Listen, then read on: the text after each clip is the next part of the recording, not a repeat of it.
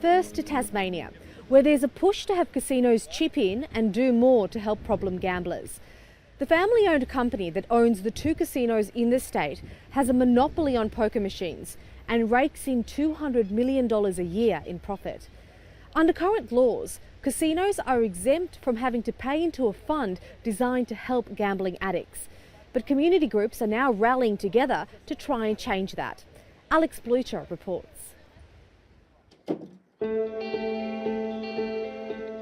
At Howrah on Hobart's eastern shore, Rod Briggs is taking one step at a time in his recovery. In the depths of his addiction, walking past his local pokies pub was unimaginable. I couldn't have walked into this place without knowing full well that I'd come out completely broke. There'd be no money left, just gone. My life was hopeless. Rod's obsession began while living in Brisbane working at a hotel when poker machines were introduced. He gambled every cent he earned for more than 20 years. As well as a compulsive gambler, you become a compulsive liar, cheat, thief, but you believe every single lie you tell. On the other side of town, Jonathan Booth has travelled to Glenorchy trying to save his sister from her addiction. Alison Booth has lost more than $25,000 on poker machines, funded by her disability pension. Alison's intellectual problems does play into her addiction to poker machines because she doesn't quite understand that they're completely rigged in the house's favour. Glenorchy is the home of one of Tasmania's high-end tourism drawcards, the Museum of Old and New Art, but it's also one of Tasmania's most disadvantaged suburbs and a hotspot for problem gambling. More than $20 million was dropped down the slots here last financial year, more than any other local government area in the state. It is frustrating because knowing that my sister's got a statewide ban and she's still able to come to Glenorchy to be able to access gaming venues without being picked up. While Alison fights her own battle, anti-gambling campaigners are waging a much more public war. There's casino fever in this city. The family-owned federal group owns Tasmania's 2 casinos, with the first opening in 1973. Close to 3 decades later, the Farrell family dynasty negotiated exclusive rights to pokies when they were rolled out in pubs and clubs. Now, with a government review underway, the CEO, Greg Farrell's prized monopoly could finally be up for grabs. What we're doing is we are breaking the exclusive monopoly. Community groups have seized on the opportunity to demand pokies be banned from pubs and clubs. The only people that have ever had a say are the parliamentarians and the companies that want the poker machines. And one of the things we're obviously going to fight for as part of this new agreement is we continue to have agreement with poker machines in pubs and clubs around the state. And casinos are being called on to do more to help people with their addictions to pokies.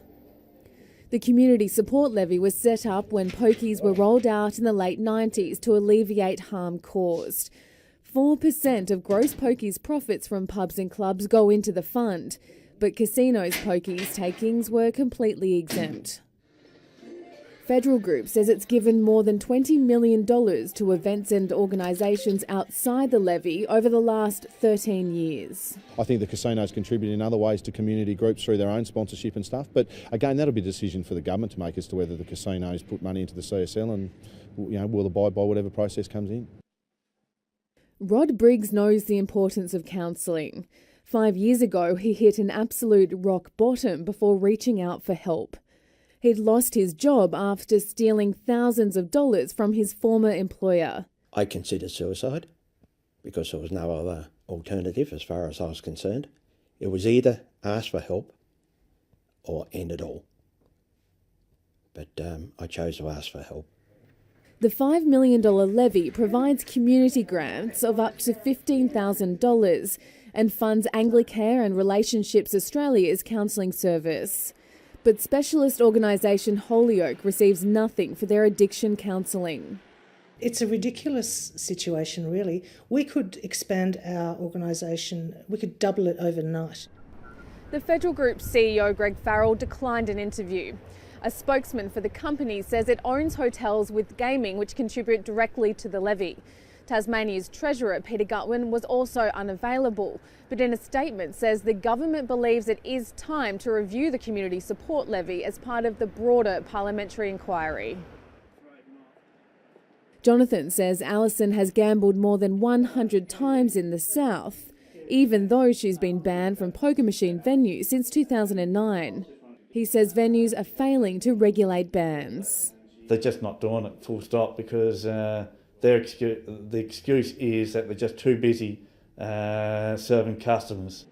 Anglicare says pokies should be confined to casinos. It would be harder for Alison to get to the casinos, and when she did get there, she would be recognised.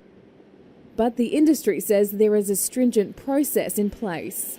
Every venue that has game machines has to have cameras in their venue, so they can be monitored. So if someone makes a legitimate complaint to liquor and gaming, then it can be reviewed and it can follow through. Hey Dan, how you going? Meanwhile, after years of family strain, Rod Briggs is repairing his relationship with his children.